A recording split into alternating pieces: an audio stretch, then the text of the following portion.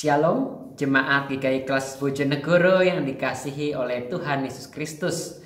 Bertemu kembali di dalam program Resapi, Renungan Singkat Pemelihara Iman. Dan hari ini kita akan mempelajari firman Tuhan yang diambil dari Ulangan 13 ayatnya yang ketiga. Ulangan 13 ayatnya yang ketiga. Demikianlah firman Tuhan. Maka janganlah engkau mendengarkan perkataan nabi atau pemimpi itu. Sebab Tuhan Allahmu mencoba kamu untuk mengetahui apakah kamu sungguh-sungguh mengasihi Tuhan Allahmu dengan segenap hatimu dan dengan segenap jiwamu. Jemaat yang dikasihi Tuhan, tema kita pada pagi hari ini adalah menolak kesesatan. Nah, Bapak Ibu, apakah Bapak Ibu pernah melihat dan memperhatikan serangga yang sedang berputar-putar dan mengelilingi, mengerubungi cahaya atau lampu? Banyak Bapak Ibu yang mengira bahwa serangga-serangga ini sedang mencari kehangatan, tetapi nyatanya tidak. Pada dasarnya serangga-serangga ini mengandalkan cahaya bulan untuk mengarahkan arah kemana mereka akan pergi atau terbang. Akan tetapi sejak diciptakannya lampu, para serangga ini pun kebingungan dan mengira lampu ini sebagai cahaya bulan.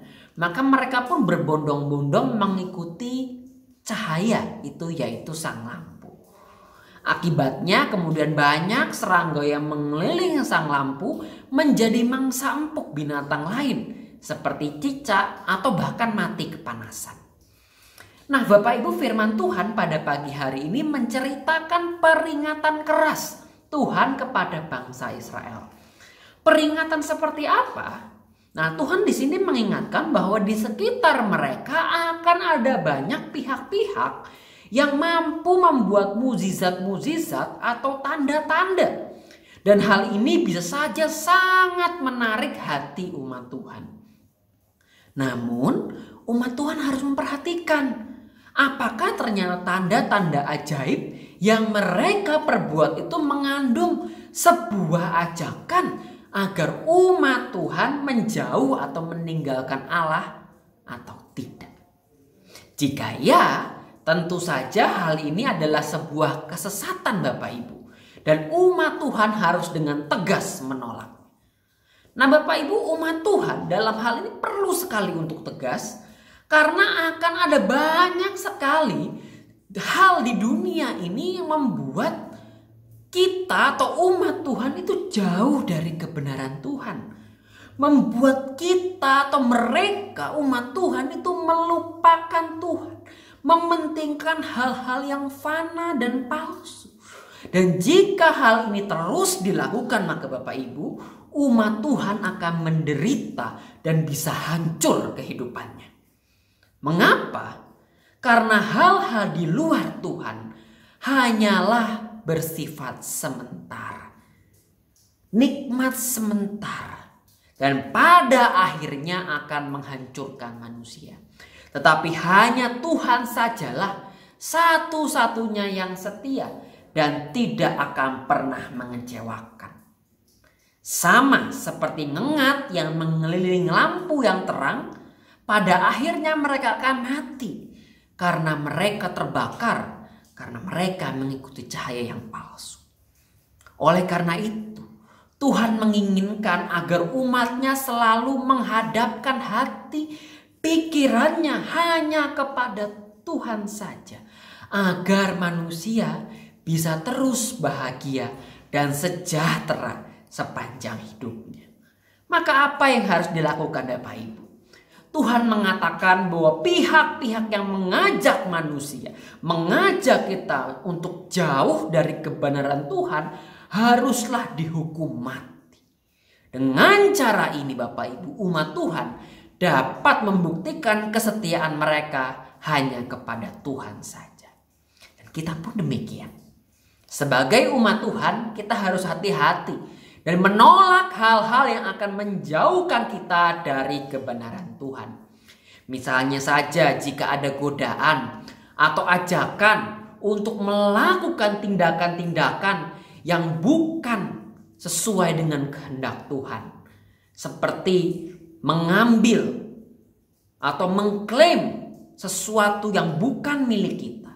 Maka kita sebagai umat Tuhan harus menolaknya. Tentu kita tidak bisa membunuh orang yang mengajak kita melakukan hal-hal dosa. Namun yang harus kita matikan, yang harus kita bunuh adalah niatan kita untuk melakukan dosa tersebut. Dengan terus mengarahkan hati dan pikiran kita kepada Tuhan saja. Merenungkan apa yang menjadi kebenarannya. Merenungkan dan membaca apa yang menjadi firman-Nya. Menaati apa yang menjadi perintahnya. Menolak segala kesesatan. Dan terus berpadanan pada Tuhan semata.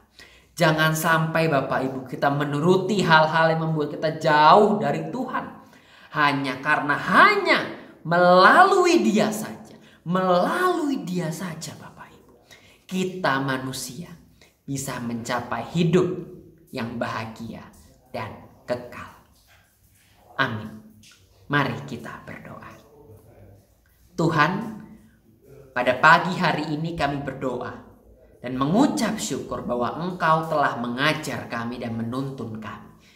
Agar kami dengan tegas menolak segala kesesatan yang akan menjauhkan kami dari kebenaran firman Tuhan.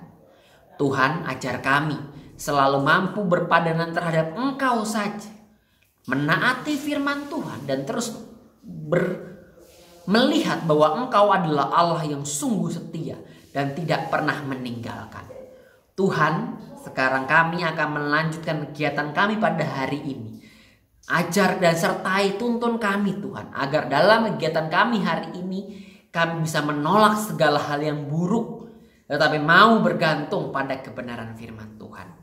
Inilah kami ya Tuhan, di dalam nama Tuhan Yesus Kristus kami berdoa dan mengucap syukur. Haleluya. Amin. Selamat menjalani hari. Tuhan Yesus memberkati.